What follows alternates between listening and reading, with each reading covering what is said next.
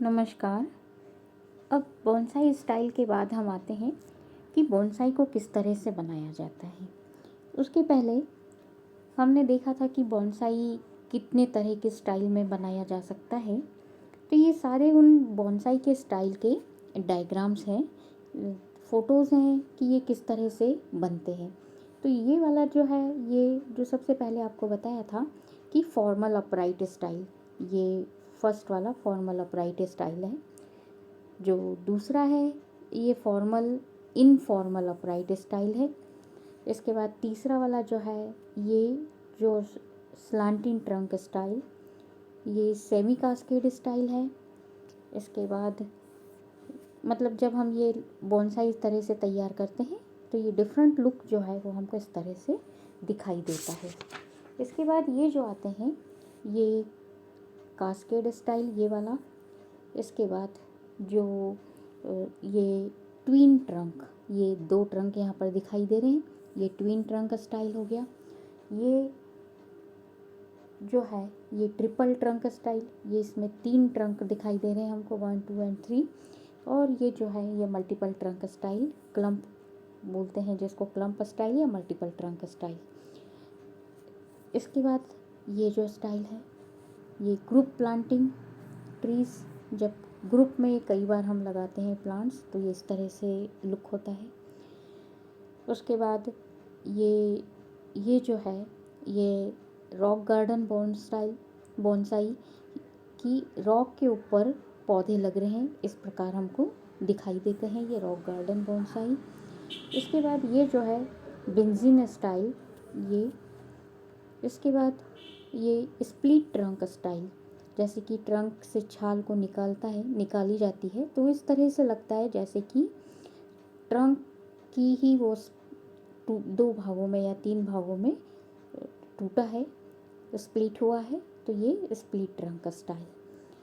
इसके बाद ये जो है सारी रॉक स्टाइल है, step rock, route over rock style की है सारी स्टेप्स, कि ये किस तरह से ये सारी styles route over rock style की है।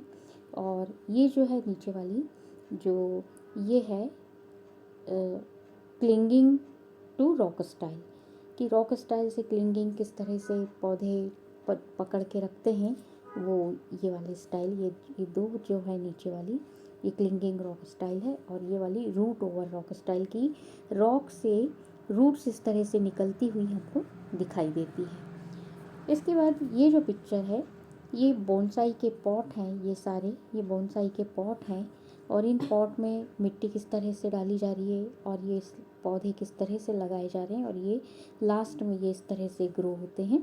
स्टार्टिंग में हम किसी एक गमले में पौधे को इस तरह से लगाते हैं और उस गमले में से यहाँ से हम पौधे इस तरह निकालते हैं और निकाल कर उनको यहाँ पर प्लांट किए जाते हैं कटिंग करके। तो ये बोनसाई पॉट होते हैं इस तरह के, रेक्टेंगल या स्क्वायर या सर्कुलर आकार के भी हो सकते हैं। तो ये इस तरह के पॉट्स होते हैं। तो अब ये जो बोनसाई के लिए हमको पौधा तैयार करना है तो बोनसाई हम किस तरह से लगाते हैं, तो बोनसाई की जो लगाने की विधि है वो इस प्रकार है।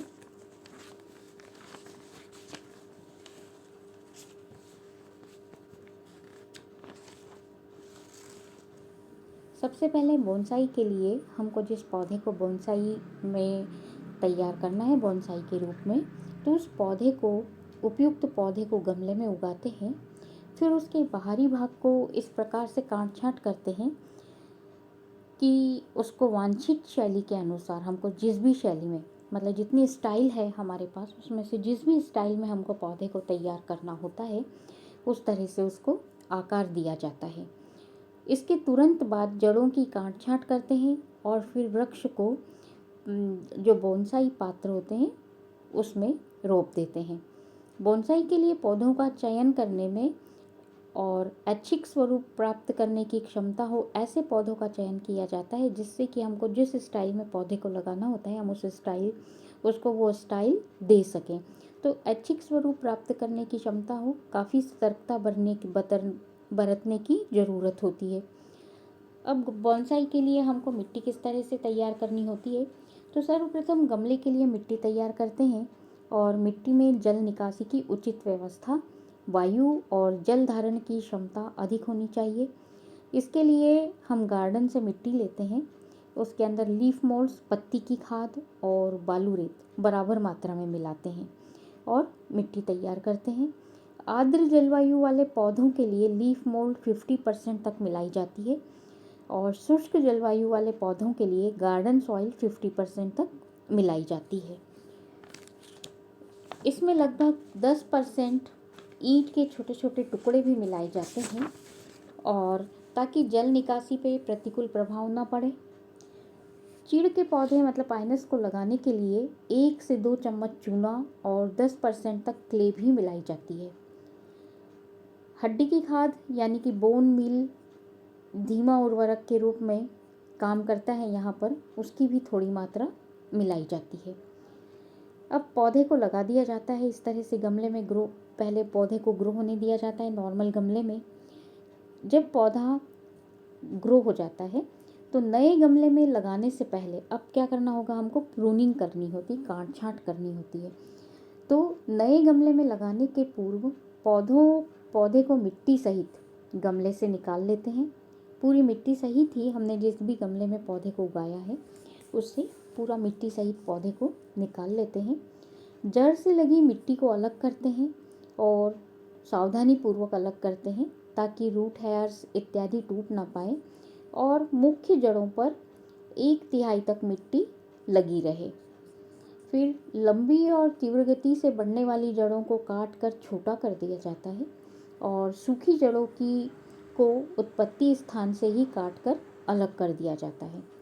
गमले में 2-3 टुकड़ों के मिश्रण की एक पतली तह बिछा दी जाती है और उसके ऊपर एक बहुत पतली तह लकड़ी के कोयले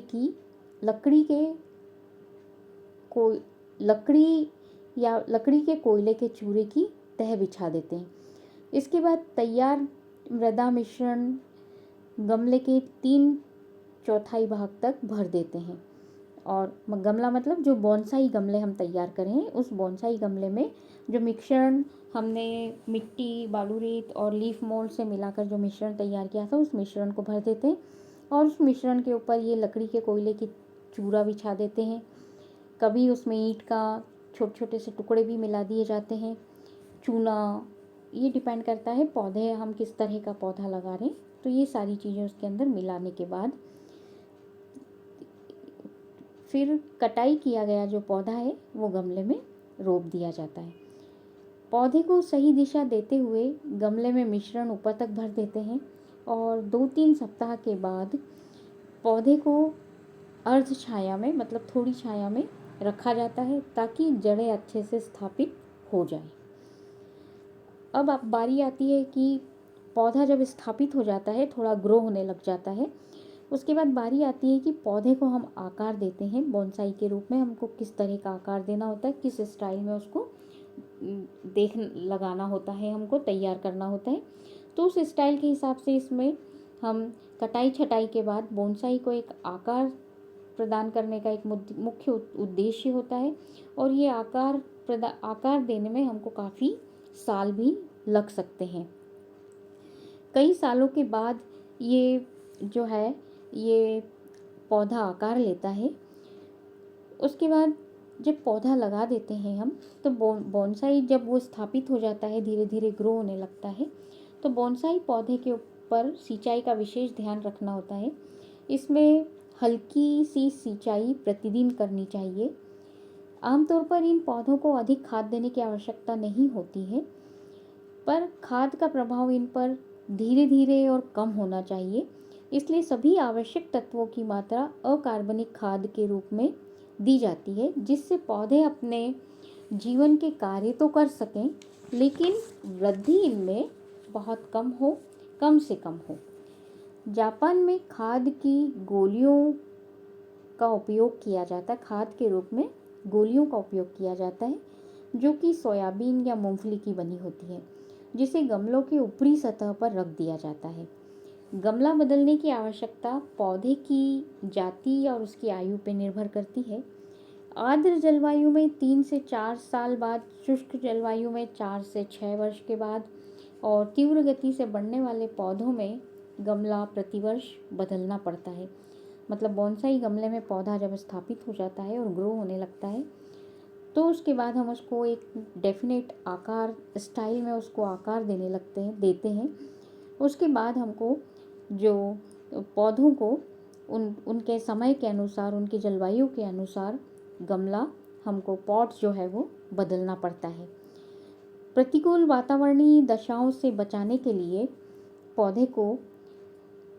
बोनसाई पौधे को ठंडे वातावरण की आवश्यकता होती है। ठंड इतनी हो कि पौधे के विकास पर प्रतिकूल प्रभाव न हो, और अधिक ठंड हो तो रात्रि में पौधे को बंद कमरे में रख देना चाहिए। बर्फीले स्थानों पर इन्हें गर्म कमरे में या ग्लास हाउस में रखना पड़ता है। 20 डिग्री सेल्सियस तापमान पर अधिक गर्मी व ठंड से बचाव नायलॉन की जाली लगाकर भी किया जा सकता है। पौधों को छाया में नहीं रखना चाहिए क्योंकि छाया में पौधे तेजी से बढ़ते हैं और कमज़ोर हो जाते हैं। अब पौधों का चयन किस प्रकार से हम कर सकते हैं? वृक्षों के चयन के समय उनके फूलों की सुंदरता, कलियां तथा पत्तियों का रंग रूप, उनके निकलने व फूलने के समय पर विशेष ध्यान दिया जाता है। इसके लिए केवल फल वाले वृक्षों का चयन किया जाता है जिनके फूल रंगीन व आकर्षक होते हैं। बोनसाई के लिए सदाबहार व पतझड़ दोनों ही तरह के पौधों का उपयोग किया जाता है। बोनसाई के लिए वृक्ष चीड़ का स्थान सर्वोपरि है और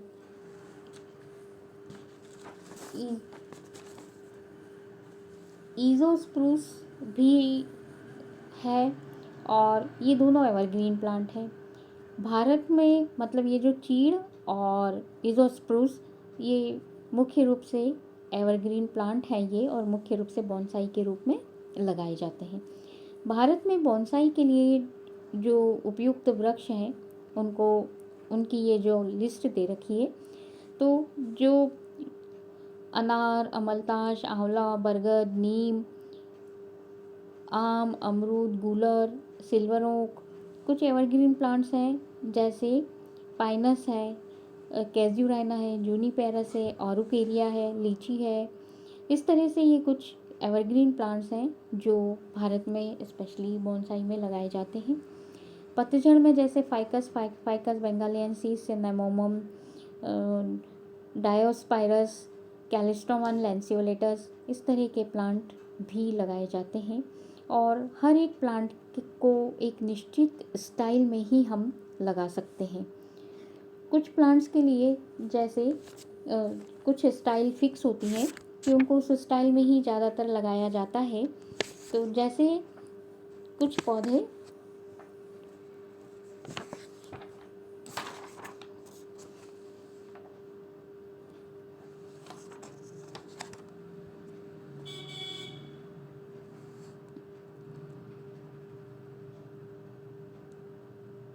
जैसे कि ये कैलिस्ट्रोमन लैंसियोलेटस प्लांट है। इसको फॉर्मल और informal, slanting, multiple trunk style, raft style इनमें लगाया जा सकता है। कॉर्डिया प्लांट को भी हम फॉर्मल स्टाइल में लगा सकते हैं। इसके बाद जो फाइकस प्लांट है, इसको फाइकस बेंगालियनसिस, इसको मल्टीपल ट्रंक स्टाइल के रूप में लगाया जा सकता है मुख्य रूप से। और जो डायोस्पायरस है इसको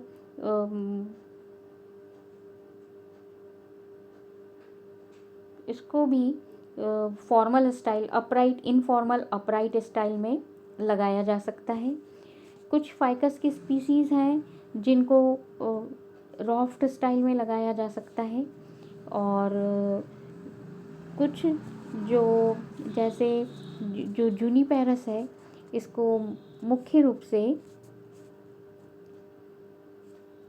सेमी कास्केड और कास्केड स्टाइल में, इनफॉर्मल, स्लांटिंग और semi cascade, cascade in style में लगाया जाता है। जूनिपेरस की कुछ और स्पीसीज़ हैं, उनको भी सेमी कास्केड और कास्केड स्टाइल में, क्रीपिंग जूनिपर जो है उनको सेमी कास्केड और कास्केड स्टाइल में लगाया जाता है।